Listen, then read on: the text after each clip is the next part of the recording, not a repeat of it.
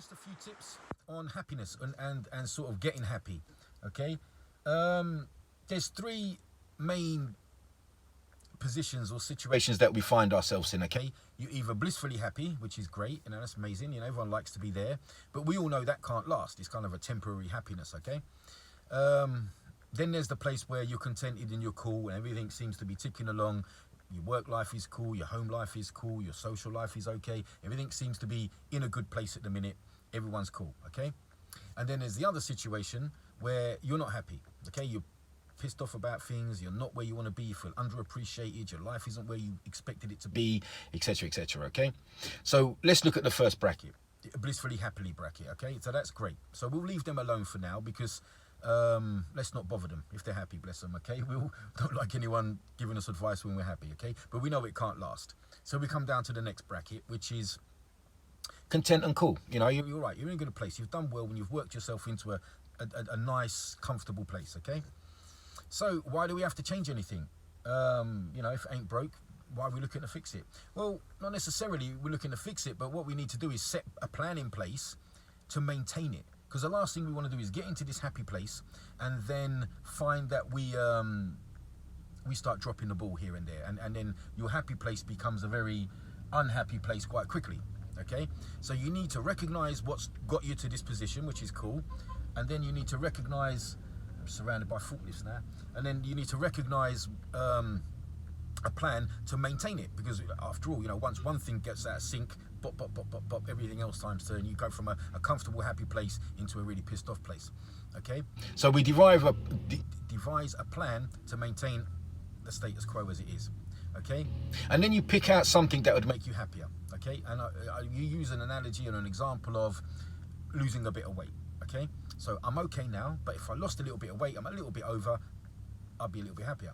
So then you work on that. So you formulate a plan to do that. And that will be, joining a gym or joining a health club, whether you do circuit classes or something like this, getting some nutritional advice off of a friend or a personal trainer or something like that. Okay? And then you break that plan down into celebrations. Okay? So, you've joined a gym, you've got some advice, and you've started going out and getting, doing some walks or whatever it is, or even been to the gym when they're open. And you celebrate that.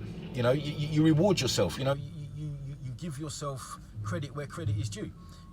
What this does is it helps you enjoy the ride. It helps you enjoy the journey of life, and it keeps you motivated to stay to your committed goals, okay? So you've committed to losing a little bit of weight. You need a little bit of motivation here and there to pump that along. So you reward yourself, you praise yourself, you treat yourself, you appreciate who you are and how far you've come to get there, okay? And then you break it down into celebrations, okay? So this is basically the maintenance plan and then picking things out. And once you've achieved it, but losing a little bit of weight, you can then move on to the next thing, whatever that is. Like, I don't know, maybe getting a different job or a higher pay grade or something. Right, so now let's go down into the I'm pissed off bracket, okay? I'm not happy. Everything isn't working out as I once expected when I was a young person at school, okay? So, first thing that you need to do, or is good to do, is change your vibe, change your vibration, okay? Do something immediately that can snap you out of that mood. And it could be something small, just going and spending some time with the kids, or, go and get yourself your favourite takeaway and watching your favourite movie, and spending time with a couple of mates that make you laugh. I don't know, whatever it is, that it's something that can be done initially quite quickly and that can break that mood, okay? That can temporarily break that, negative vibe that you're under. Now you've broken that negative vibe temporarily, we have to do the same thing as before. We have to set plans.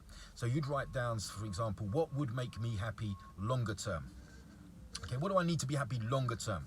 Right, okay, so it could be something like, I need a better job. My job's crap. Or I need a job even, Or again, I need to get myself into shape, or I need to get married and things like this, okay? So again, you pick out one of them, possibly two, but one of them, say, right, that was the first thing that I could change, I would change that. So then you work out a plan for that. You formulate some sort of plan to deal with that. And you break that plan down into celebrations. So if it's, for an example, I don't know, I need a better job this time, okay? Let's use that analogy. This job isn't any good, I'm not fulfilled, I'm not doing things that I like, I would prefer to do this.